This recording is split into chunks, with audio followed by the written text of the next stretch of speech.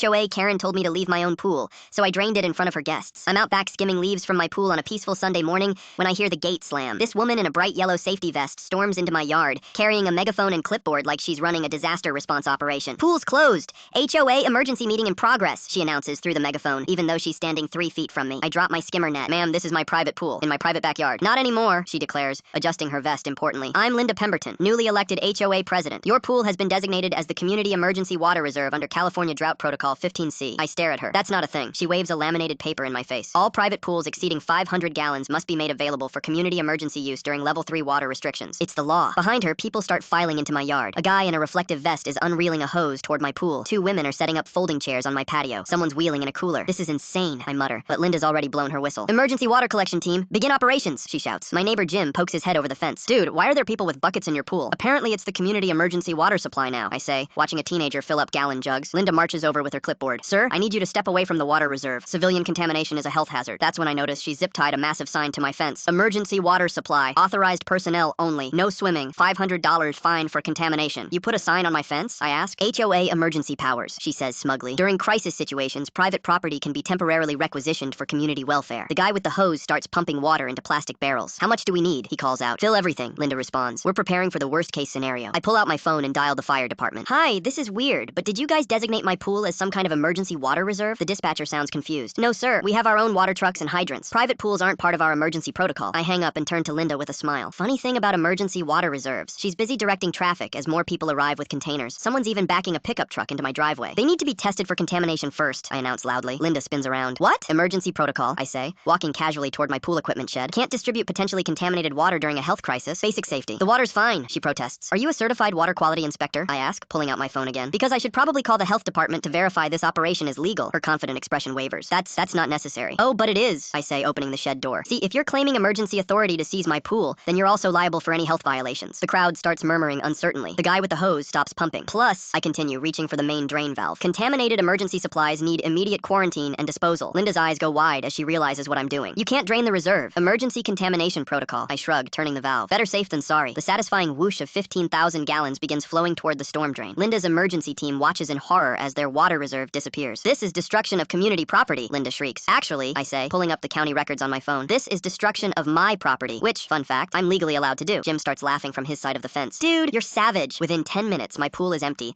and Linda's emergency operation is standing around a concrete hole looking ridiculous. You'll be hearing from the HOA board, Linda threatens, packing up her megaphone. Looking forward to it, I say. I'll make sure to mention the trespassing, the unauthorized signage, and the false emergency claims. As her group shuffles out in defeat, Jim calls over, so, pool party next weekend? Absolutely, I grin. Just need to refill it first.